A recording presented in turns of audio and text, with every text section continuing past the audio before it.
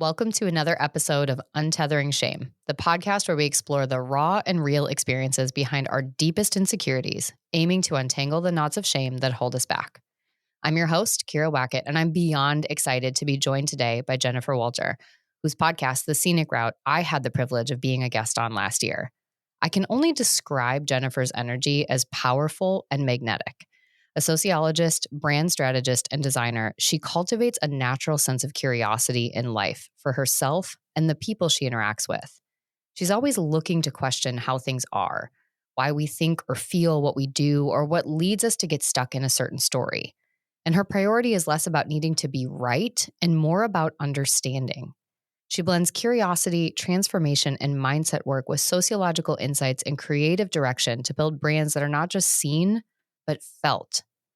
Based in Switzerland, she communicates loud and fast in English and German. And to quote her a little here, she lives by a mantra that she's all out of fucks, but is serving opinions daily. Now, there are just a few reasons that I was beyond excited that I listed here for today's episode. But honestly, once you meet her, you're going to understand why she felt like the exact right person to explore such an important topic with. Because today we're talking about body image and fatness. In a society obsessed with narrow standards of beauty and perfection, our relationship with our bodies can become ensnared with a web of shame and self-criticism. Whether it's size, shape, skin color, appearance, or presentation of yourself, we've all been indoctrinated with messages telling us that we aren't enough and that something has to change for us to be in the room. We're unworthy unless we look or present a certain way. And if you don't, you have to make up for that perceived deficiency. But where did this come from? Why do we see bodies as something to scale, both literally and figuratively? Can we have discussions about health without talking about body size? Can we create a world of inclusivity without addressing all of our biases around fatness?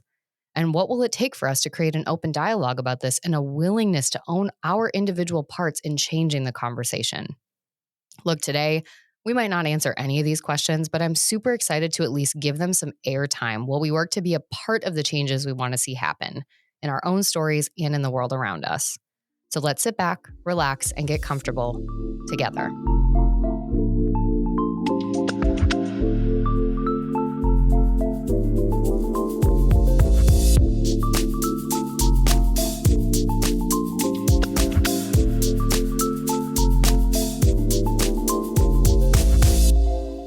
Hi, Jennifer. I'm so excited that you're here. Thank you so much for inviting me, Kyira. I could imagine no better sparring partner or a partner in crime than you to kind of like, let's go where it hurts. Yeah, I know. Well, when we first met, I can't even remember when we had sort of our initial meeting before your podcast, but I was like, the coolest thing to me is when you can meet someone that you feel so excited to find where you have differences in opinion or ideas because you feel safe to explore that with them.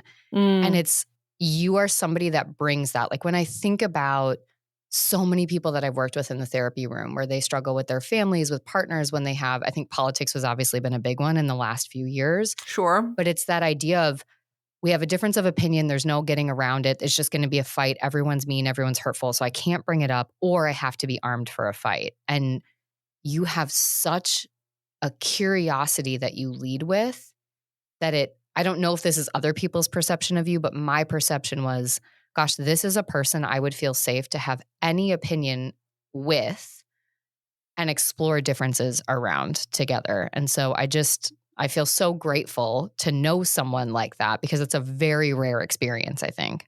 Well, thank you so much. This is surely one of like the greatest compliments I could ever receive because I want people to feel more that they can express more of themselves.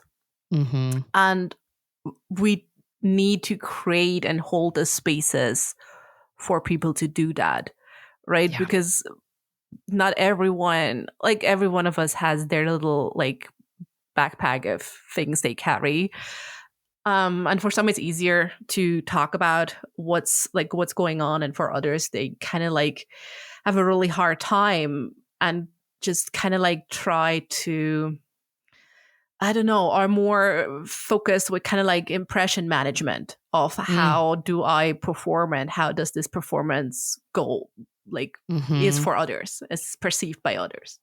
Yeah. I mean, I think it's that difference of truly living and embodying yourself versus creating a performance self to be approved of, accepted, whatever it is, by other people. And so finding that balance between, because we all do it, we all Yes. perform in some ways. And Yes. there's times where I wish it wasn't the reality. And sometimes that is what it means to focus and function in life. But when it gets to the point where you can never I was having a conversation with somebody the other day Yeah. where he's basically realized he's been putting on masks for so long, he doesn't know how to exist without them anymore. It's just become synonymous with who he is when he steps out of bed. And so it's such an interesting thing to think about, finding someone or people where you don't automatically go for that because you don't have to, because you can feel. And I think it's clear in what you do, but it's also clear in, I think, how you communicate and connect. You're not interested in the performance. You're not interested in all the sort of expectations and internalized biases that are being presented as a way to look good enough for you. You're interested in meeting the person in front of you and seeing that person and exploring the depth of who they are. And then on a grander scale, the depth of the culture, the space, the world that we live in. Yes. And in that sense, like, it might not be fully correct. Like, I am interested in the performance, but not like as a spectator to the performance, but more why do you perform? Like, why do you feel the need to perform the way you perform? And like, why do you feel you need to manage your impression in public versus private? Yeah. Right. And that is something that we all do it. You said it. There's no shame in that. There's no guilt in that. Like, this is just, we're human. And I'm untangling a lot of that still with like impression management, for example, is okay, how I had always like big shit around, I don't want to be perceived as lazy because fat people are lazy anyway. So I got to prove them wrong. Right. So keeping up the appearance of being super busy in public. So, right, it was kind of like my take on impression management to kind of like go against that and be like, I'm not your average fat person. I'm like not lazy. I'm like super busy here. Look at me. Right. And it's so much of this like is tangled back to shame. Like, I know that it's not like, I remember there was a time when I would be comfortable eating like in a restaurant setting. That would be fine, but I wouldn't have been comfortable with eating maybe at a park or like at a bus stop, unless it would be like, I don't know, a healthy granola bar or some shit. Like, because I'm like, oh, how does this look? The fat person is eating a donut. Ugh. Right. If we're all in the donut shop, if everyone's collectively in the same space, there's a little bit of okay, I can expect to see people. They're not watching you in the same way. But if it becomes some place where they can notice you, you're more obvious to them, then what's the judgment? What's the story they're going to fill in? She's sitting at a bus stop. She's eating this donut. And then they keep going with a narrative that they have, all based on one part of you. Yeah, exactly. And I mean, that is, the story of perceived laziness is one. I mean, I had people like not take me seriously because they felt like, I don't know, I'm stupid. I must be stupid or uneducated. Maybe not stupid, but uneducated, because educated people cannot be fat because they know better or whatever. And the laziness piece again, too. It's not just physical laziness, but you must just be lazy in general. You didn't put the work in. You don't try hard. Exactly. Yeah. Yes, absolutely. So it's all of that, and it's really tricky to navigate, and especially considering when I grew up in the 90s, there was no visible fatness and like in media or on the runway or in movies. It has gotten a bit better in the recent years, although like the past 2 years or so, it has taken a turn for the worse again. But so it was really like, oh, okay, there is this ideal of how a woman's body is supposed to look like.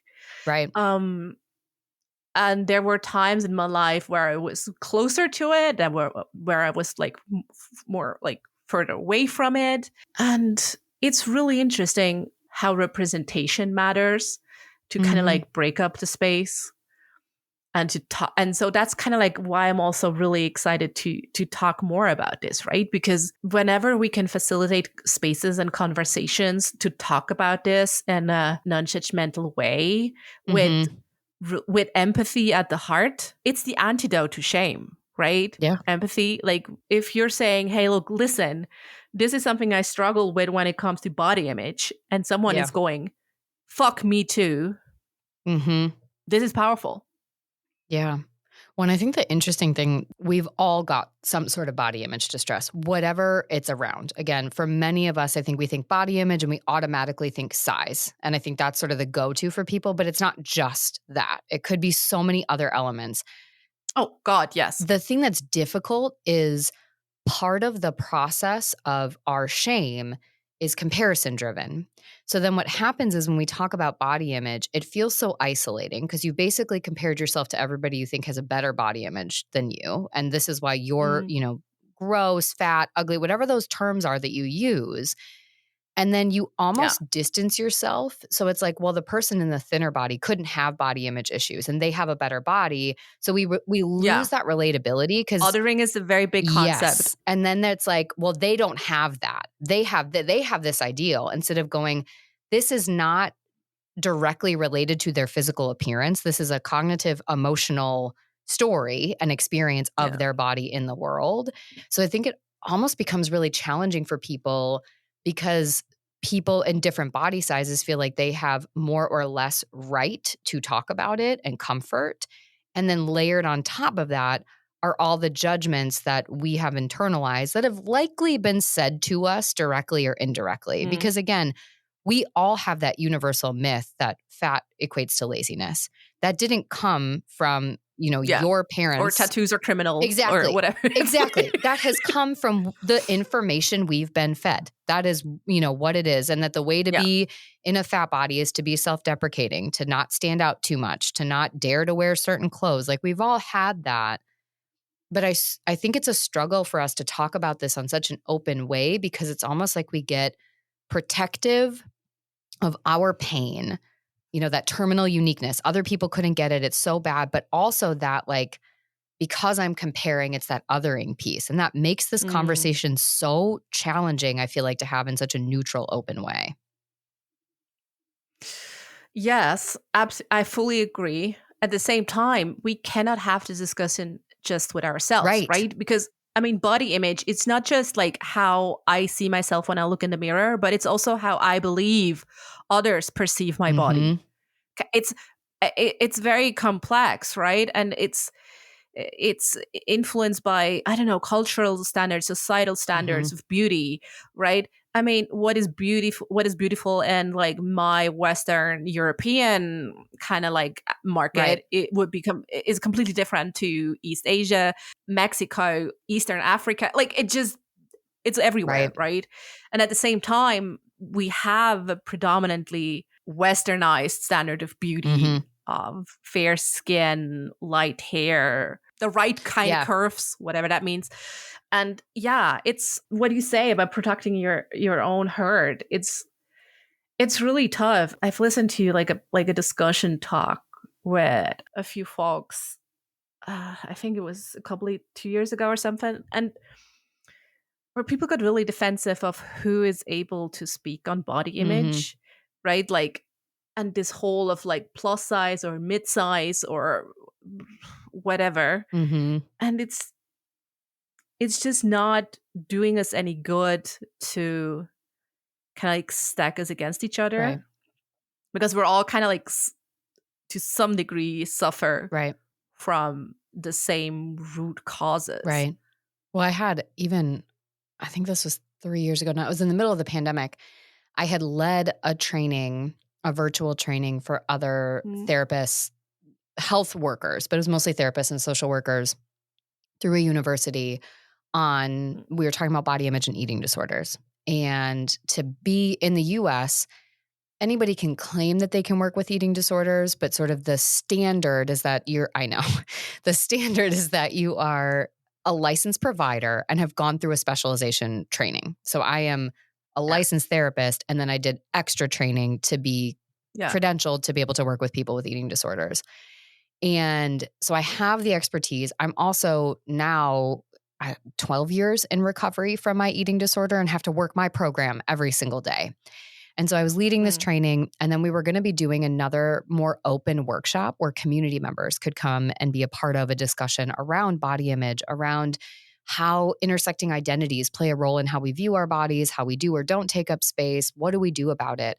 And I essentially got asked to withdraw we had been working on this presentation for months, to withdraw myself because a person saw my body when they Googled me and said that they didn't think that a person in a smaller body should be leading a workshop like that.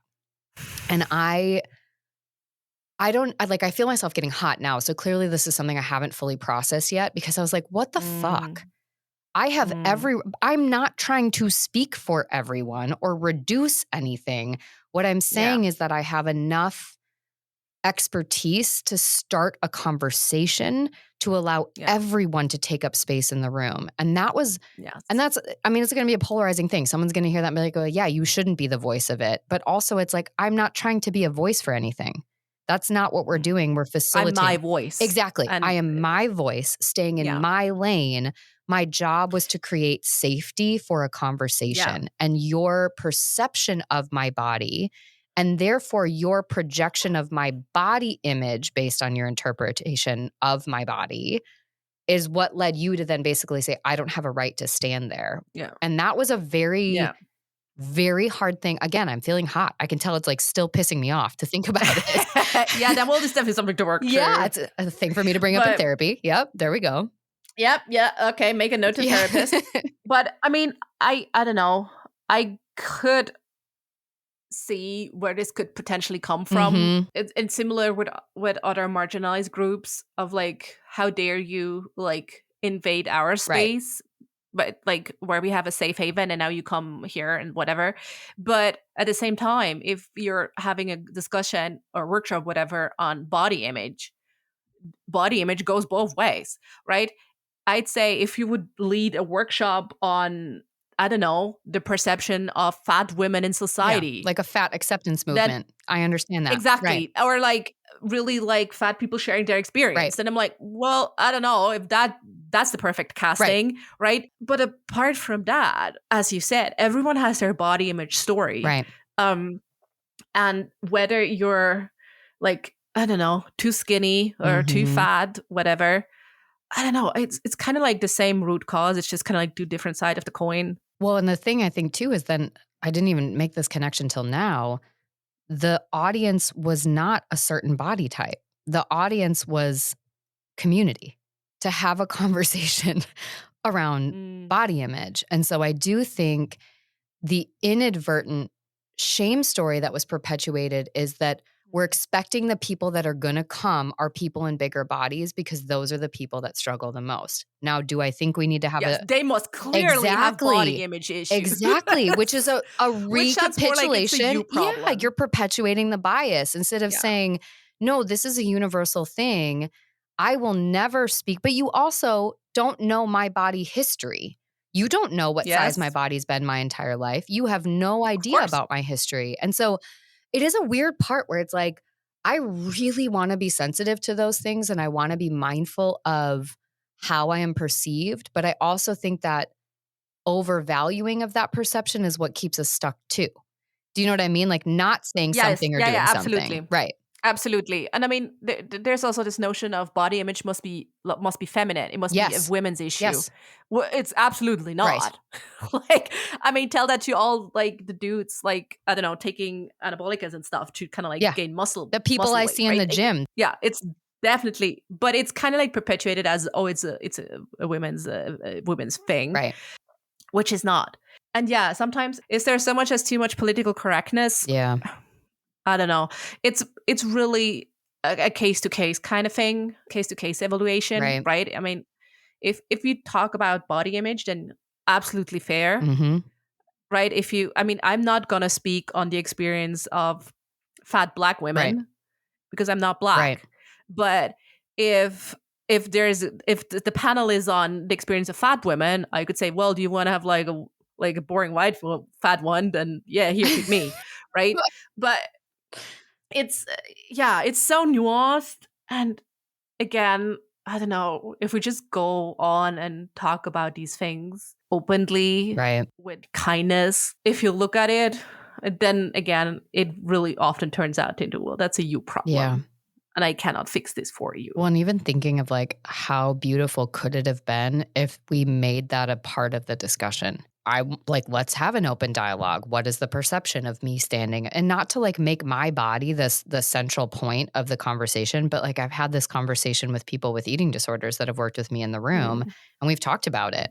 And I've like had this open discussion of what perception do you have of me? And also, what projections do you have of how you think I'm viewing you in the room? And that's a big part of the corrective experience is Yeah. putting our own stories out there and then realizing that those are not oftentimes the stories that other people are operating on. And so I do like what you said, because I think we've made body image this very reductive topic, because really all we're talking about body. Everyone has a body and the image that we have of our body, and that is something that we all And have, yeah.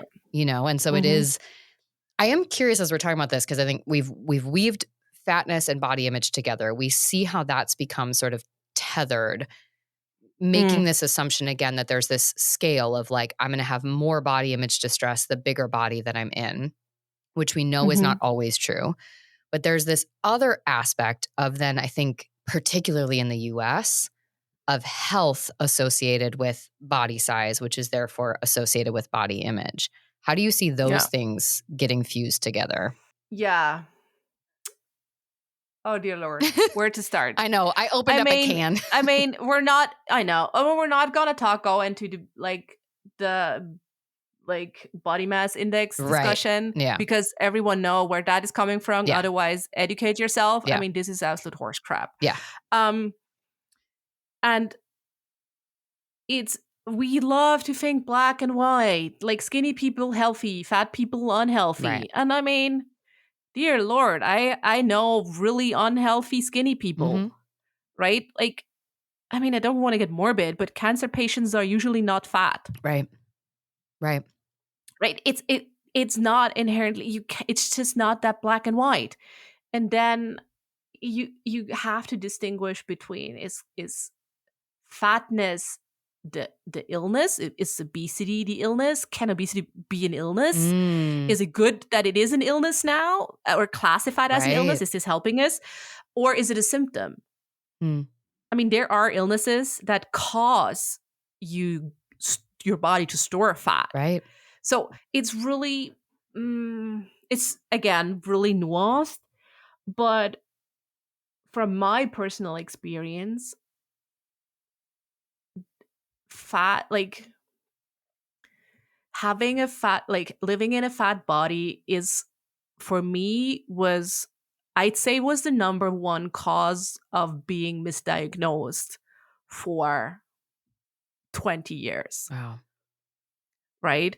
Because it only came out years later that I struggle with endometriosis, adenomyosis, and now like a few other chronic inflammation diseases that came with that because of non-treatment.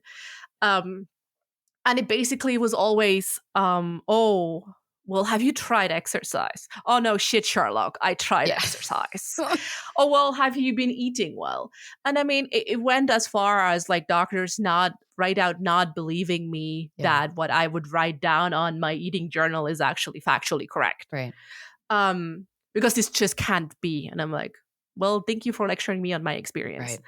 Right. Um, and it's just really an outdated view of, most medical professionals I met have this outdated view of food, um, and fatness, and just really like, I don't know, try to get their patients to lose weight by shaming them, Mm-hmm.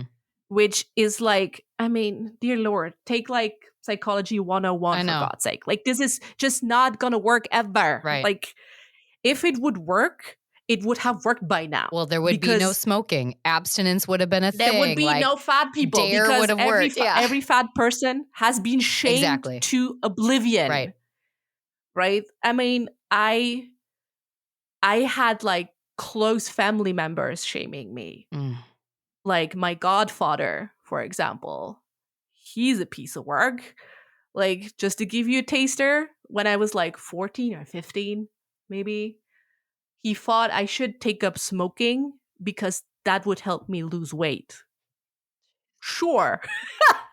That's a good idea. Jeez. And like most of my like early memories that revolve around food are shame based. Mm. And it's part society, but it started way earlier in the home. Yeah. Right? For example, my grandma was a big contributor to that. And then it continued, right? When we go back to medical professionals, and they're almost kind of like gaslighting. And it's only years later that when I had like my big endometriosis excision surgery, they were like, "Oh, you had like massive endometriosis lesions in your diaphragm." Jeez. And I'm like, okay, that doesn't really sound like it's a female organ situation. Right. So no wonder I had a hard time breathing when running. Right. Because my diaphragm was like the muscle, like I have deep muscle infiltrated endometriosis. So I was like, yeah, okay, that kind of makes sense. Yeah. Health is really tricky, and it's still a big trigger point to me whenever I have to see a new practitioner. Yeah, I can imagine. Because they're like, oh, okay, you're fat. Don't drink sugary drinks. Right. Oh, well, thank you very much Right. for your professional opinion. Here's a on this pamphlet matter. on healthy eating. Yeah. Yeah, like here is like, and the best thing, oh, that's the best part. The last one I saw, she gave me like one of those plate division charts, right? Like how much of your plate should be protein and vegetables. And I look at that and I'm like, you know what? You can keep it. And she's like, well, why? It's like factually correct and stuff. Oh, well, I'm sure is. But it says here at the bottom, sponsored by Nestle. Yeah. So I'm out. I'm like big fucking out. Yeah. What? But I know. Well, but I don't know. We're getting sidetracked. Like, please shut me up and ask me a question or something. No, because I like this, because I think what you're pointing out, because I guarantee you there's someone listening to this going, me too, me too, me too. Because so many people, especially when you're in a position where you feel like you don't have the power in the room. So that it's a big thing that comes up in the therapy room for people. But I think particularly with medical providers is like, I don't feel like I have a voice. And when you're already coming in and you've got these notches that you've marked down of like, see, I'm not good enough because of this, because of this, because of this. And with body size likely being one of them, or the perception of your body, you come in and then you don't feel like you have any leg to stand on. And then it's like your word against the doctor. I mean, I had that happen even, I was having some really severe pain. I had done, they're called HIDA scans, and basically showing that my gallbladder wasn't functioning. It was functioning at like 17%. And I was like 24, maybe 25 at the time. And it was to the point where I was meeting with a surgeon talking about taking my gallbladder out. And she's like, you know, I think there's less than a 50% chance that this is going to do anything if I take this out. I don't think it is your actual gallbladder. I think that we need to explore some other things first. She wanted me to go see a GI doc. I went to go see one, and he immediately saw in my chart that I had had a history of an eating disorder and did not see anything but that. Was like adamant that I was restricting. I was binging and purging again. I was lying. I wasn't telling the truth. She had a story about how exactly. And yes, that story is often rooted in like it's to some extent, I get that it's also could also be rooted in her experience. Yeah.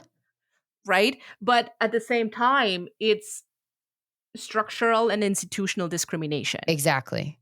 I mean, it got to the point where I had to bring Jordan, my husband, who was a med student at the time, and my mother-in-law, who hates, I mean, she loves her son and she's learned to love medicine a little bit more, but like she's just always like questions them. So I brought them both to my appointment. I had never openly talked about my eating disorder with my mother-in-law at that time at all. Mm. Like we were dating. It was serious. We'd been together for like 5 years or 4 years, but I'm like, no. And these people were in here basically talking for me. Like, you are not providing Mm. quality of care. This is a Yes. problem. And Yes. I just remember being like, am I making this up? Am I gaslighting myself? Am I actually restricting? Yeah. Am I causing all this? And so you start Yes. to, Yeah. and I think it's what a lot of people experience. And that is that belief. I mean, it's like literally the epitome of gaslighting. It's just cultural Yes. gaslighting of like, well, you're fat because you're not trying hard enough. You're having this Oh, pain yeah, because you absolutely. have an eating Yeah. disorder. You're not eating enough. You're not, whatever it is, it comes back to us feeling like we are the problem. We should Mm. be able to fix it. And then we put this responsibility on ourselves to then fix the image that we have of our body, but more specifically, fix our body so it looks a certain way that other people will view us and take us Yeah. seriously, or not automatically see that part first. And that's the part that I Yeah. think is the problem that has to change. Yes, agreed. I have two things I want to kind of like add. And one is kind of like, let's take a detour into that rabbit hole. Yep. Medical gaslighting is not just fatness, right? I mean, Mhm. just the other week, my partner, he went to the doctor. Like, he's rarely sick, but this time he was really sick. He came home with like the good stuff, the good pain meds, the good ones. Right. And I'm like, damn, I'm jealous. And then he's like, well, he just, I don't know, doctor just gave me those. And I'm like, I remember how like the begging I Yeah. had to do to get chronic pain treatment. I had to beg. Oh, it's not that bad. You're sure it's not that bad? Well, I mean, you think? Right. So that's that, right? And also, like, Black women, for example, are over three times more likely to die in Mhm. pregnancy or postpartum than white women. Yep. And I mean, imagine like, I don't know, fat Black women. Mhm. It's ridiculous. Or even healthy Black women. I'm like, Serena Williams almost died during Yeah. childbirth, right? Yeah. And she has status, she has money. Like, it's insane the Mhm. way like what's going on in certain, like, to certain degrees with body image and how it affects care. Yeah. And I also like know people who felt they received lesser care because they done this to themselves. Right. And if you're an addict, if you have an eating disorder, for example, and it could be classified as an addiction, right? I don't know how much of that you do this to yourself is applicable. Right. Right. But the other thing, what you said is, well, the kind of like that expectation of we have to change our bodies. Mhm. This has gained a lot of heat just in the past year. Yeah. With all these new weight loss drugs like Ozempic. I was going to say Ozempic is the number one. In the past, at least there was a general consensus of losing weight is hard, right? You had like sweaty aerobic videos in the 80s, Jane Fonda doing her thing, and it was like, okay, it's hard, right? You have to do a macrobiotic diet or whatever, and shit is hard. But you better work it, bitch. But now it's like, oh, you know, even your lazy fat ass can get thin. You just have to do this like nasal spray, and then in 6 months you're thin. So we like, it's too early to tell. We don't know what this is gonna do with the further like stigmatization of fatness, but it's super interesting. Yeah. Well, it's interesting to watch. I mean, I've had the number of clients that I have that have started using Ozempic. And it's the scary thing to me is now I had one client that was asked, like, talk to their doctor because they were struggling with drinking. And there's some, I don't know enough about the drug to know, but it's supposed to really help curb drinking cravings. Yes. So she started using it for that. She started to get some weight loss. And now we're working on risk management of how much she's associating this with, like, well, I'm losing weight and everything's better. So there's obviously some risk there. But the thing that's really scary to me is the number of people that are using this. Like there was a friend of mine who was going on a trip and her girlfriend started using it, who, I mean, if you looked Yeah. at her, the perception of her body is that there is no extra weight on this person, like very Yeah. small body frame, and is using it and dropping weight very fast. And so the scary factor is, so then is everybody using it? Are we all using it to a certain point? What's the cutoff? Are you saying that it's something for a certain way? Like there's this sort of a politicizing then of how the drug, quote unquote, should be used and its intention. My fear is this lack of regulation around it. So then it's essentially anybody can take it if they get a prescription for it. And which I don't think is going to be hard because we just talked about the stigma in the medical community around fatness and body size. And then when's the stopping point? And what data do we have that somebody can get off of this drug without serious complications? I'm not talking about weight gain again. I'm talking about actual medical, like other concerns that we need to be mindful of that we don't know enough about yet. No, we don't. Like I'm looking into it a lot, and last year I was on it. It wasn't Ozempic, it was a different drug, very similar. Mm-hmm. And so I know I can also talk a bit about my own experience. And I started using it because my metabolism through my chronic illness and my chronic inflammation is just fucked. Yeah. Like my body doesn't know what to do anymore. Right. It's probably tired. It's been fighting for. Oh God, yes. I mean, it's just, fighting. Yeah. It's fighting like endometriosis cells and inflammation, and some of that is not there anymore. Some of there is still there, and I mean, I have chronic high elevated CPR levels, so like it's something's going on. No one knows, or like there to some extent, it's surely the endometriosis, but I'm convinced there's more. But yeah, I don't know. That's a story for another day. Yeah. So it is true, like. The craving, like that is really interesting as how can this drug help us to fight addiction? Yeah. Because at least my experience, it really was like flipping a switch. And if you can apply that to, I mean, whatever kind of stimulus you need, right? Is it alcohol, drugs, food, whatever? If you can just like bypass that part of your brain, I mean, in addiction recovery, this could be so powerful. Yeah. But again, if I see people who are like, oh, I want to lose like, I don't know, I don't do pounds, I do kilos. Yeah. Like, I don't want to lose like 3 or 4 kilos. Right. But I'm like, yeah, I'm not sure if you should be taking this, but I mean, you do you. I'm now a medical expert. But I mean, the current science, the current research goes into the direction of this will be a lifelong thing. Right. So, yeah, it will be interesting if fat people will feel sort of pressure to inject this. Yeah. Although, like, there are no long time studies because it's so new. Right. Like, we just don't know. And there are people who have side effects, as with every drug and medication. And yeah, it will be interesting to see if there will be like a raised pressure of like, you don't even have to work out. So why you don't? Why you choose to stay fat? Yeah. You have no excuse to not be in the body that I and the rest of the world believes you should be in. So you should take this medication, which is such an interesting point then to, I mean, I want to talk to you for the next like 38 hours on this because I think that's just like we'll do a part 2. I know we're going to need to just do that, I think, at some point. But thinking about, as we bring it full circle, one of the things that I really struggle with when people talk about, like, I have a 4-year-old daughter.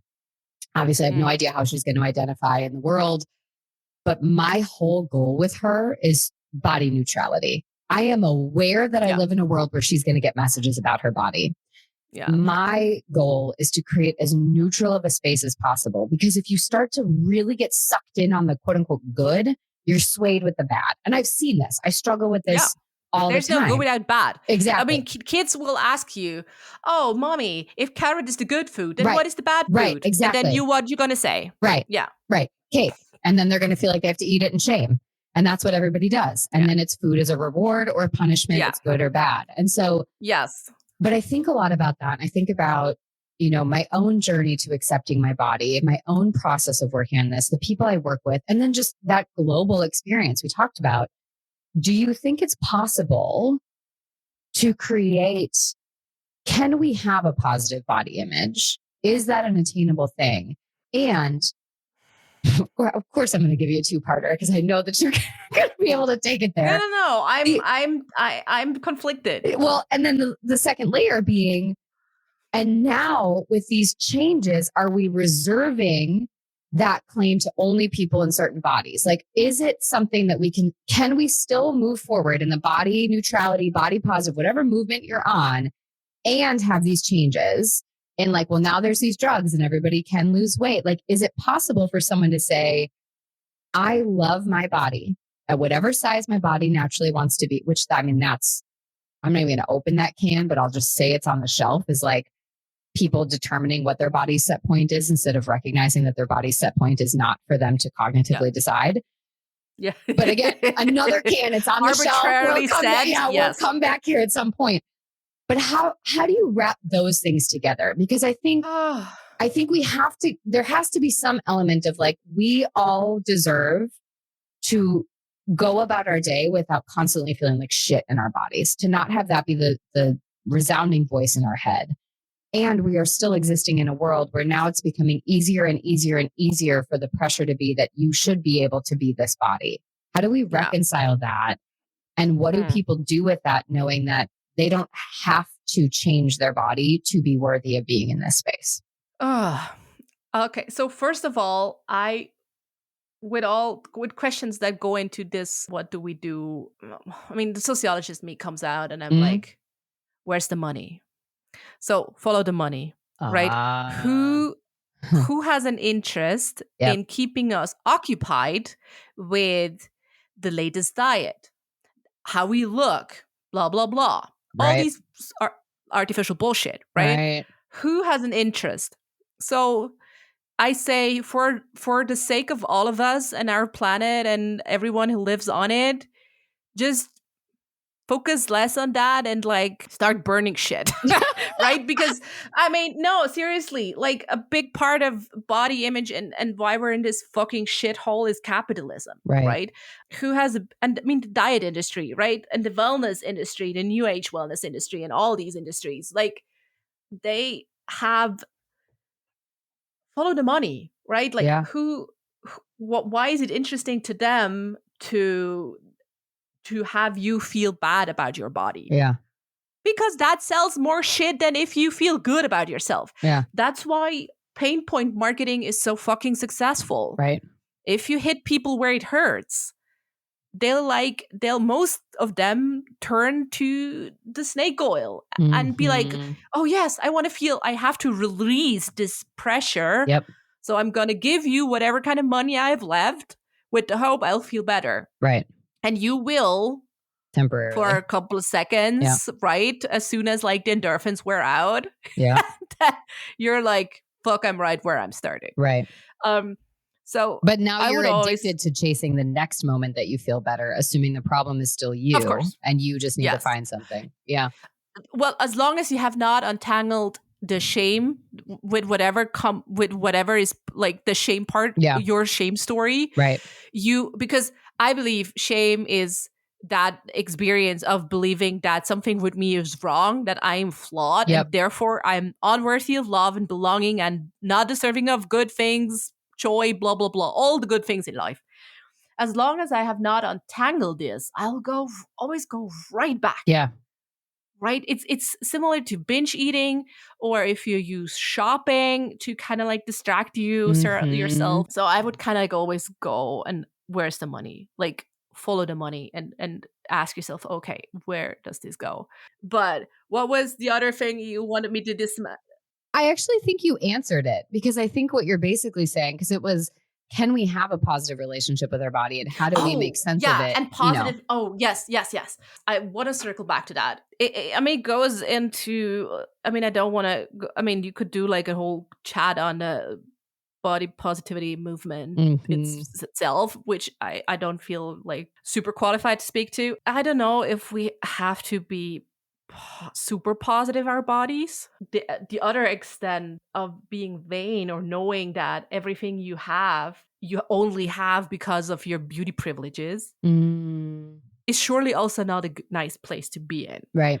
I don't know. I would rather see us move towards some sort of neutrality of it's just what it is. Right. It's our bodies.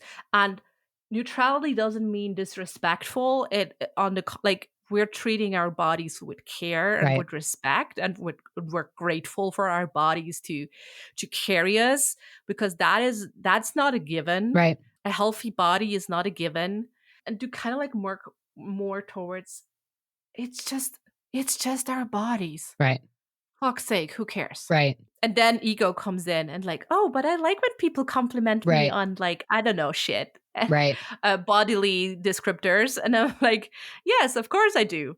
And then at the same time, would I just, I don't know, shave my head? Right. I don't know. Right. Maybe not. Yeah. No infinite answer. I like this because I think, it's kind of what I said in the beginning is like, we're not necessarily aiming to answer every question. We're just allowing the possibility of both you and I, but also everybody listening to explore. And I think that's that, like, I like what you said as a takeaway for people to follow the money, to really think about in whose interest is this for me to be so upset with what my body looks like, to be so interested in this new drug, to be so interested in this new workout program or this person's diet plan or whatever it is. I do think it's about exploring what would body neutrality mean for you. Is it just like not letting the way you view your body be the thing that you spend so much time on? Like I think about for me now, I don't change my outfit 15 times in the morning because I'm so uncomfortable with how it feels to feel my body that I like can't even put clothes on without feeling uncomfortable. I feel like that has been a shift more towards a neutral relationship. Doesn't mean I love my body every morning. Doesn't mean I put clothes on and be like, fuck yeah, you look great. But I sometimes am able to just say, I have clothes on. I'm going to go out in the world and I'm going to go do these other things that feel great to me and have my values be the leading force. And I think that is more of the piece I think you're starting to like lay out for people is that element, and realizing that you have to work through your shame to then figure out what it would look like to find a neutral space to exist for you. And for each of us, that's going to look a little bit different. It's going to be a little bit different. And absolutely, I mean, my hope is that I don't think Everly is going to grow up in a world that's going to be vastly different than we did. But again, my hope with her is like, she's 4 now, when she's 14, when she's 24, like you and I both have moments that we can recall from middle school years, from our teenage years, where we're like, this was the worst feeling to have, of basically feeling like my body is a problem in the world. I want to create a foundation where she can allow anybody to have whatever perception they want about her body, and that doesn't become her business. She doesn't make that her business or problem to fix. And I think that for many of us is a goal that we can all work on with most things, not just our body image, but most things. Like, oh no, God. I mean, the same goes for people pleasing. Right. Which is also a tendency of, I have to be less of a burden. Right. So people like me or are not mad at me or whatever. Right. It's interesting. My son's 4 too. And given my history with body image and shame and food, I took the leap and said, I'm going to be the breaker of chains. We're done. Yeah, we're with done this here. family store history bullshit. It ends here. Yep. It ends now. And it was really hard to do at the beginning because I had no living proof. I had no embodied proof of this could actually work. Right. In terms of like food neutrality, what we said at the beginning, right? If you teach your kid good and good foods, then she will ask, what are bad foods? Right. And then you're screwed. Right. So we're talking to him about food and nutrition appropriate for his age, right? Like you have to eat every color of the rainbow. Like carrots are good for your eyes, or like this is making your your brain grow stronger, or your bones grow stronger, whatever. I mean, we could do a full episode on children and eating. Like children know how to feed their bodies. Our job mostly is just not to fucking mess with it. Yeah. And to continue to provide them the opportunity to be curious and explore food. Exactly. And provide the options, right? And they will make the choices that are best for them. Yep. And this was so tricky for me at the beginning because I'm like, he will only eat candy all the time. Right. And now we had days when he was like, I know I still have like Easter chocolate left, but can I please have a mango? Yeah. Of course you can have a mango. Right. Or he's eating a chocolate ice cream, and like halfway through, he's like, I'm Mommy, done. I'm done. Yep. I'm tossing it. Dear Lord, when I was growing up, I would have never tossed an ice cream because you wouldn't know when the next hit is coming. Exactly. Right? I don't know. This makes me hopeful to kind of like, okay, this is different. And also, yeah, I mean, obviously he's growing up with a fat mom to kind of like see, oh, we're still doing things. And to some extent, that is tough at times, right? Like, I mean, there's things where I'm like, I'm feeling uncomfortable going, I don't know, on that roller coaster because I don't know if I'll fit in the seat. Right. And then, I don't know, how can I talk to my kid about it so he doesn't feel like why this should be a problem in the first place? Right. So, I mean, this is another episode. This is part 2, y'all. This is you just laying the foundation so that everybody knows when they're like finishing down, they're like, okay, going, but also I understand you both have things you have to go do. That's what we have to do for a part 2 is I think talking about kids. And it's rewriting the stories. And it's also being careful that we don't overcorrect on the opposite side. Cause I think that's a big thing too. And we have our own trauma, our own pain, our own relationship with food, our bodies. We want so much for our kids not to feel that way. So it's figuring out what's the balance. Like, how do I teach my daughter what balance looks like? And our approach is always, if you only ate carrots, your body couldn't function. If you only ate chicken, your body couldn't function. Of drinking too much water. Exactly. Like, if you only ate cake, same thing. You know, like this summer we were berry picking. We kept telling her if she keeps eating berries, she's going to get a bellyache. She's clearly not listening to me. I let her keep going till she got a berry bellyache, and then she knew what it felt like. I'm like, too much of anything, and too much is subjective or relative, whatever. It depends on what your body's looking for. Your body will tell you. Exactly. Your body will tell you if you're starting to feel the tummy ache, if you're starting to feel constipated. Exactly. Like, your body will tell you. Right.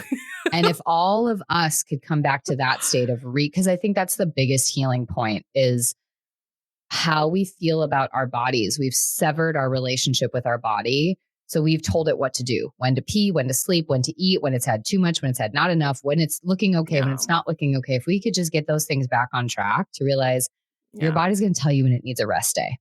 Your body's going to tell you when it's, when it's had enough sleep. Your body's going to tell you when it wants a piece of cake and also when it doesn't, and when that doesn't feel good or when it needs more of something.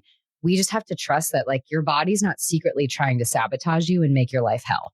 So if you could learn to trust that, I think that's sort of the goal. Okay.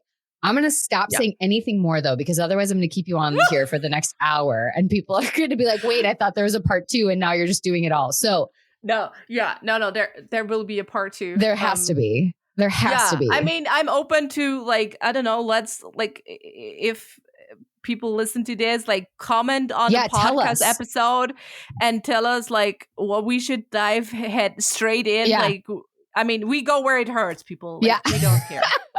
I know. And I think that's such an important thing. So I'm going to make sure there's a link to our episode on your podcast because your magic you bring to every one of the episodes on your podcast. And so if people are just like, I want more of these conversations, we're going to bring them. We're going to talk about body image. We're going to talk about food. But also if you're like, I just need more Jennifer in my life, go to her podcast because it is so good. It is so good. And she brings this curiosity to all these different topics and points. So that's going to be down in the show notes for people. Tell them, is there any final things you want to say? Just we'll say in the interim until they hear your part 2. Anything you either want to leave them with or like the best place to go to connect with you while they're like ripe and ready to do more? I always hang out way too much on Instagram and TikTok. I mean, you can always come and I don't know, fight me there. That's fine. I love it. I left Twitter because there was too much fighting there. It was pointless fighting. But yeah, I'm always open for arguments or conversations or like question, cares, comments, concerns. I don't know. I love it. Yeah, I'd say that's the best spot to hang out. Come say hi. I love it. I love it. And I really love the invitation that Jennifer gave all of you. Put in the comments, like tell us, send me a voice memo, answer that Q&A or the poll. Tell us what you want us to talk more about. I think we're sort of primed and ready to talk a little bit more about kids and breaking those chains around food and body image. That might be part 2, but you know what? There could be a 3 or 4. So you let us know. For now, Jennifer, thank you. This has been amazing. I'm like vibrating with energy. And so thank you so much for that. More. Yeah, exactly. For everyone else, I hope you enjoy the rest of your day, and I will see you next Sunday.